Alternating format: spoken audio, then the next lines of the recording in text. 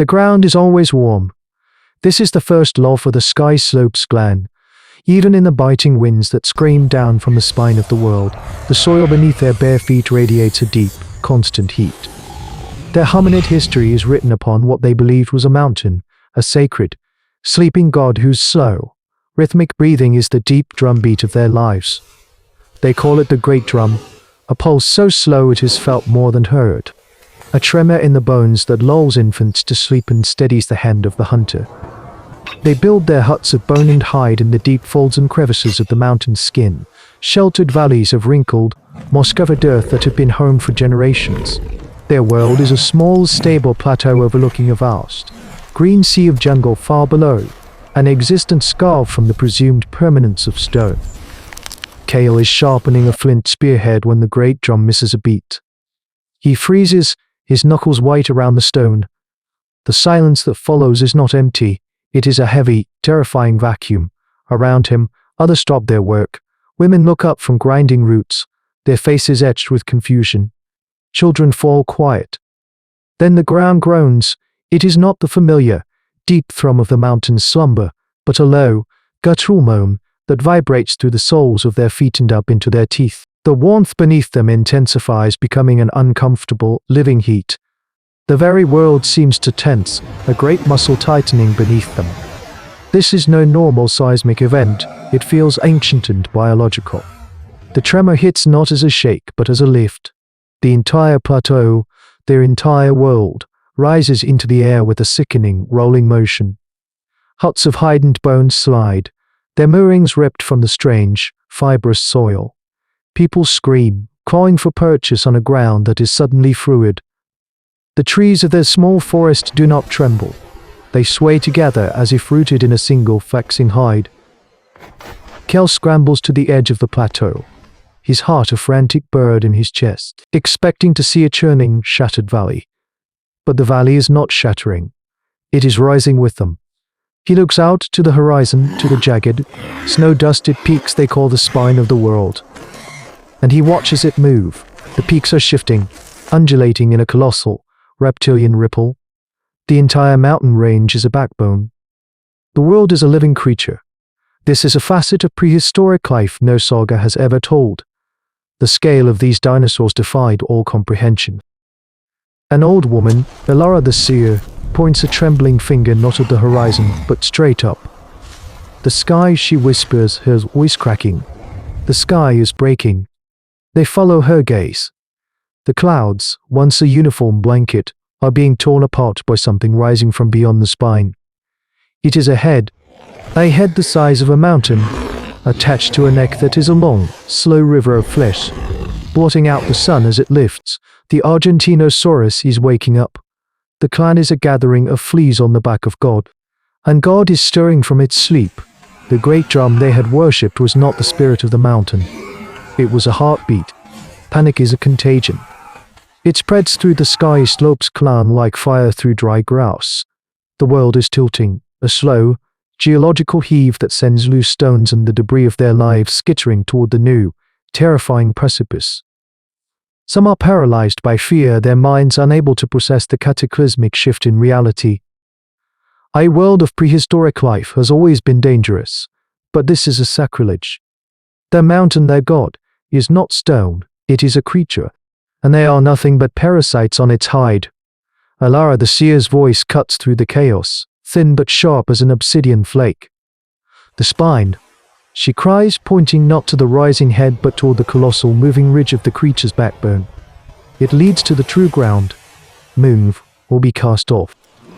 Her words provide a focal point in the storm of terror, a purpose. This is the core of their survival, a lesson passed down from countless human ancestors. In the face of the incomprehensible act, Kale is among the first to move, grabbing a child who has fallen and pulling her to her feet. He looks at the landscape, his hunter's eyes relearning a world he thought he knew. The familiar game trails are now treacherous, shifting paths on a living integument. The small forests of cycads and ferns are islands of foliage clinging to the vast, wrinkled skin of the sauropod. The journey is a nightmare of balance and instinct. The ground beneath them shifts with every muscular contraction, a constant, rolling earthquake that threatens to throw them into the abyss. They move across fast, scaly plates the size of hunting grounds, their feet finding purchase in the deep crevices between them, ancient canyons filled with moss and generations of shed skin. Their destination is a ridge that rises near the base of the creature's titanic neck. Elara leads them, her ancient eyes fixed on that point, reading the terrain with a foresight born from a lifetime of listening to the great drum. She understood its rhythms better than anyone. And now, even in its waking moments, she seems to anticipate the lurching sway of its flesh. It is an act of pure intelligence against overwhelming power. As they climb the fleshy incline, the air changes. It is filled with a low, thunderous hum, the sound of blood roaring through arteries wider than rivers. The sound of the beast's breathing is a gale-force wind that rises and falls with a rhythm that spans minutes. These are the true sounds of the ancient earth. Finally, they reach the precipice. Before them, the neck of the Argentinosaurus stretches out, a miles-long causeway of muscle and scale leading to the head, which is now lowering to drink from a distant lake. But it is not the head that captures them. It is the eye, below them. The creature's eye opens, swiveling in its socket. It is an ocean of ancient consciousness, a pool of amber and gold larger than their entire settlement. The pupil is a void, a black chasm of oblivion, frozen in a state beyond fear. The great eye slowly pans across the landscape below. It is not looking at them. They are too small, too insignificant to register. Its gaze is one of geologic indifference. The clan sees the truth in that moment. They are not children of a god. They are dust motes on a behemoth, their entire existence an unnoticed accident. The terror this brings is colder and deeper than any simple fear of being eaten. It is the fear of utter irrelevance. The moment of frozen awe breaks. There is no going back. The sky slopes are gone, their old life a myth shattered by the opening of an eye. The journey down is Elara's final, desperate gamble, an act of communal will against a vertical world. They weave their hide ropes together, fashioning a lifeline not of faith, but of necessity. Kalen, the strongest hunters, go first, finding purchase on the overlapping, plate-like scales of the Argentinosaurus. Each scale is the size of a large shield, slick with ancient algae and morning dew. The descent is a terrifying pilgrimage. Beneath their hands and feet, they feel the beast's muscles shift and bunch, tendons like massive cables tightening and relaxing. They are climbing down a living cliff face that could move at any moment. This is the essence of their ancient history, a desperate climb, not towards the heavens, but away from a god who does not know they exist. When Kale's feet touch the true ground, the sensation is so alien he stumbles. It is cold. It is dead. For the first time in his life, the earth does not breathe beneath him. The rest of the clan follows, a slow, painstaking trickle of humanity arriving in a world they are not prepared for. Here, on the jungle floor, they are no longer masters of a high plateau. They are prey. The air is thick with the smells of rotten blooming flowers, and the sounds are a cacophony of shrieks and calls they do not recognize. The shadows between the giant ferns are deep and full of unseen things. Their first night is a lesson in terror. A pack of lithe, feathered hunters, velociraptors, stalks their makeshift camp, their chilling calls echoing in the darkness. The clan huddles together, their flint spears a pathetic defense against such speed and ferocity. Just as the pack prepares to rush them, a shadow eclipses the moon. A tremor runs through the ground, not the gentle rhythm of the great drum, but a series of earth-shattering impacts. Boom, boom, boom. The leg of the Argentinosaurus slams down nearby, the sound like a thunderclap. The raptors shriek and scatter, vanishing back into the undergrowth, their hunt forgotten in the face of the true megafauna. The clan, huddled in fear of the small monsters, is saved by the passage of the Great One. In the silence that follows, Kale understands. Elara sees it too, her old eyes gleaming in the firelight. They did not escape a god, they merely left its temple. But its presence is still their sanctuary.